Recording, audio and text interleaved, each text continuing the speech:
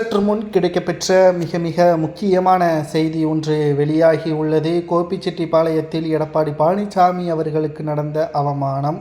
செங்கோட்டையன் அவர்கள் அதிமுகவிலிருந்து நீக்கப்பட்ட நிலையில் தற்பொழுது தாவேகாவில் இணைந்துள்ளார். அமைப்பு நிர்வாக குழு தலைவராக தாவேகாவில் அவர் பொறுப்பு வகித்துள்ளார். தற்பொழுது கோபிச்செட்டிப்பாளையத்திற்கு முதல் முறையாக செங்கோட்டையனை நீக்கியதற்கு பிறகு முதல் முறையாக தற்பொழுது எடப்பாடி பழனிசாமி அவர்கள் இன்றைக்கு கோபிச்செட்டிப்பாளையத்திற்கு வந்துள்ளார். அப்பொழுது மிகப்பெரிய அளவிலான வரவேற்புகள் ஏற்படுத்தப்பட்டுள்ளதாக எடப்பாடி பழனிசாமியின் ஆதரவாளர்கள் தெரிவித்தார்கள்.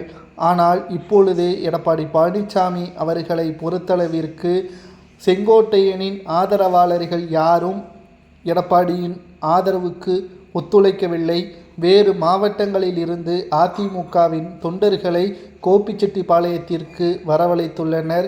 இது எடப்பாடி பழனிசாமி அவர்களுக்கு மிகப்பெரிய ஒரு அவமானமாக பார்க்கப்படுகிறது.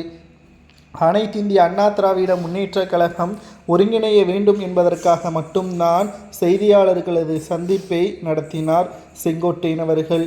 ஆனால் செங்கோட்டையன் அவர்களது பதவிகள் பறிக்கப்பட்டதை தொடர்ந்து கோபிச்செட்டிப்பாளையத்தில் ஒட்டுமொத்த அதிகாரமும் செங்கோட்டையனுக்கு பறிக்கப்பட்டது. ஏற்கனவே எடப்பாடிக்கும் செங்கோட்டையனுக்கும் இருக்கக்கூடிய ஈகோதான் இதற்கு காரணம் என்று அப்பொழுது பேசப்பட்டது.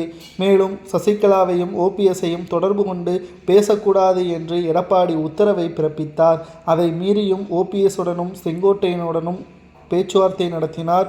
இதனால் அடிப்படை உறுப்பினர் பதவியிலிருந்தும் செங்கோட்டையன் அவர்கள் நீக்கப்பட்டார். இதனால் கடும் கோபமடைந்த செங்கோட்டையன் அவர்கள் அனைத்திந்திய அண்ணா திராவிட முன்னேற்ற கழகத்திலிருந்து நீக்கப்பட்டதை தொடர்ந்து மன அழுத்தத்தில் இருந்த செங்கோட்டையன் அவர்கள் தாவேகாவில் இணைந்து கொண்டார்.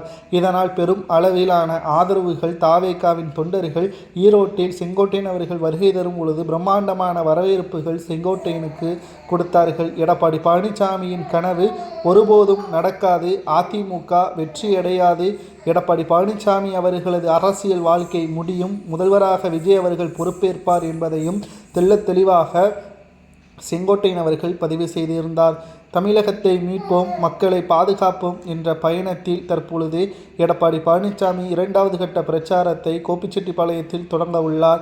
இன்றைக்கு கோபிச்செட்டிப்பாளையத்தில் பெரும் அளவில் ஆதரவாளர்கள் இல்லாத காரணத்தினால் தற்பொழுது பொதுமக்களும் தொண்டர்களும் எடப்பாடி பழனிசாமி அவர்களுக்கு ஆதரவுகள் அளிக்காமல் அவமானப்படுத்தியது சமூக வலைதளங்களில் வைரலாக பரவி வருகிறது. எடப்பாடி பழனிசாமி அவர்கள் கோபிச்செட்டிப்பாளையத்தில் ஆதரவு இல்லை, செங்கோட்டையனுக்கு ஆதரவு உண்டா என்பதை தொண்டர்கள் கூறுங்கள்.